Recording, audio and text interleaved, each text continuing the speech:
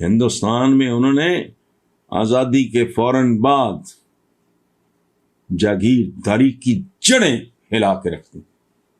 पाकिस्तान में मुमकिन है कोई मोदी आए आगे? मोदी अच्छा है बुरा है ये एक और बहस है, उनकी अप्रोच ठीक है नहीं ठीक है और बात है। मुंह उठा के कह देते हैं बंदर चाय बेचने वाला, फख्र करो। इंडियंस जो हैं, जो हिंदुस्तानी मूल के लोग जो वहां पे अमेरिका में रहते हैं, they are only 1% of America.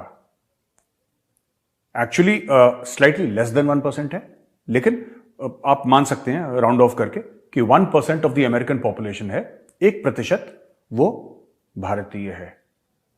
लेकिन 6% टैक्स वो लोग देते हैं, यानी कि 6 गुना ज्यादा। कि how a biggest opportunity of the century was missed. कि मोदी साहब ने आना था, उन्होंने वो बलूचिस्तान के लसबेला के अंदर वहां मंदिर पे जाना था, उन्होंने वहां पे 10 दिन रहना था, फिर आके उन्होंने जो पाकिस्तान के साथ रिलेशनशिप ट्रेड शुरू करना था। ये इस वक्त जरूरत है इस वक्त भारत के साथ। लेकिन how a biggest opportunity was missed, big opportunity of the year. आज भारत प्रधानमंत्री नरेंद्र मोदी के नेतृत्व में आर्थिक विकास की नई पटकथा लिख रहा है। वहीं दूसरी तरफ पाकिस्तान के हालात बद से बदतर होते जा रहे हैं। पाकिस्तान में इस बात पर चर्चा हो रही है कि मोदी एक युग पुरुष है जिसने कि भारत को आज इस स्तर तक पहुंचा दिया है। वहीं पाकिस्तान दिवालिया होने के कगार पर खड़ा हुआ है। आइए दोस्तों चर्चा सुनते हैं। फर्क है एक, हिंदुस्तान में उन्होंने आजादी के फौरन बाद जागीरदारी की जड़ें हिला के रख दी। पाकिस्तान में मुमकिन है कोई मोदी आए आगे? मोदी अच्छा है बुरा है ये एक और बहस है, उनकी अप्रोच ठीक है नहीं ठीक है और बात है। मुंह उठा के कह देते हैं बंदर चाय बेचने वाला, फख्र करो। वहां मिथ नहीं टूट गई? इंदिरा गांधी, नेहरू फैमिली, जवाहरलाल नेहरू, मोतीलाल नेहरू, इंदिरा गांधी, राजीव गांधी, फलाना, उन्होंने नुकरे लगा दिए कि बस जरा रेस्ट करो, क्या चिंबड़े हुए हो। पूरे कौन था मोदी?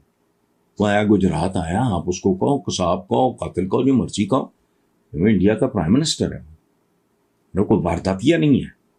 इंडियंस जो हैं, जो हिंदुस्तानी मूल के लोग जो वहां पे अमेरिका में रहते हैं, they are only 1% of America.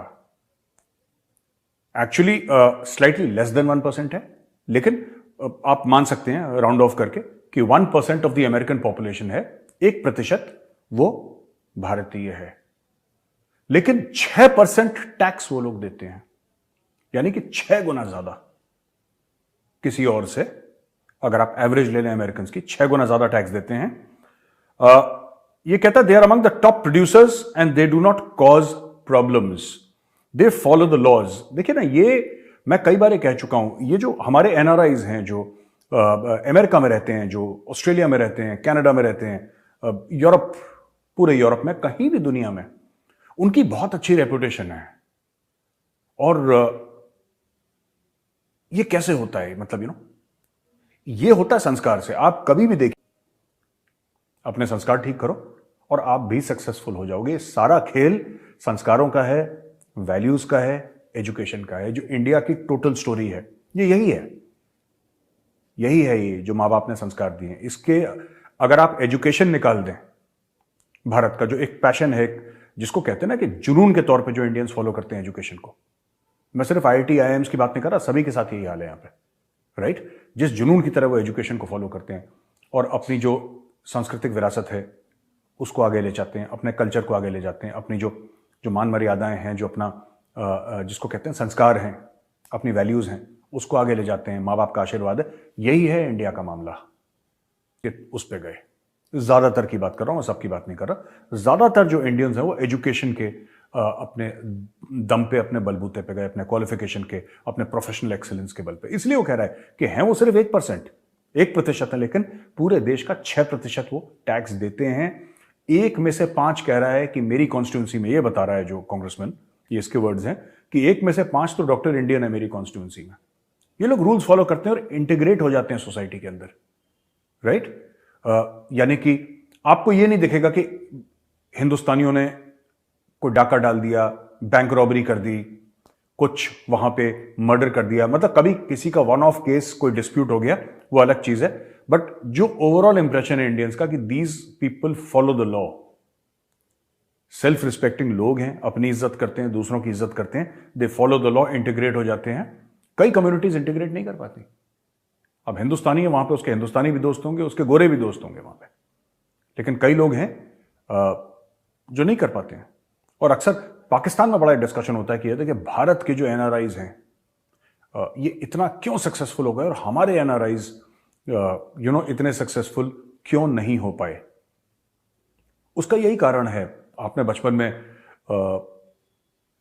सुना होगा, और ये मैं जो पाकिस्तानी डायस्पोरा है मैं उसको भी बोल रहा हूं, और जो पाकिस्तानीज हैं जो अक्सर मुझसे भी ये सवाल पूछते हैं कि यार मेजर साहब ये चक्कर क्या है कि इंडियंस इतने सक्सेसफुल वहां पे। ये पढ़ाई लिखाई से लेना देना है इसका डायरेक्टली। मिडिल क्लास वैल्यूज हैं जो इनके माँ बाप ने दी हैं, जो बाहर गए हैं, मिडिल क्लास वैल्यूज और पढ़ाई लिखाई, एक फोकस है एजुकेशन पे। जो हमारा कल्चर है वो माँ बाप वही वैल्यूज देते हैं जो कल्चर है, मतलब जो हमारा इंडियन कल्चर है वो फॉलो करते हैं। वो तो उसमें तो है ही वासुधैव कुटुंबकम, the world is a family, मानते हैं लोग, कई लोग मानते हैं, तो जाते हैं, then they behave like that, क्योंकि बचपन से यही सिखाया गया है कि कोई बड़ा नहीं है, कोई छोटा नहीं है, हम सब बराबर हैं, सबसे मिलजुल के रहना है, लड़ाई झगड़ा नहीं करना। था, मैंने वो बिल्कुल पढ़ा है आर्टिकल कि how a biggest opportunity of the century was missed, कि मोदी साहब ने आना था, उन्होंने वो बलूचिस्तान के लसबेला के अंदर वहां मंदिर पे जाना था, उन्होंने वहां पे 10 दिन रहना था, फिर आके उन्होंने जो पाकिस्तान के साथ रिलेशनशिप और ट्रेड शुरू करना था। ये इस वक्त जरूरत है इस वक्त भारत के साथ। लेकिन how a biggest opportunity was missed, big opportunity of the year, of the century matter.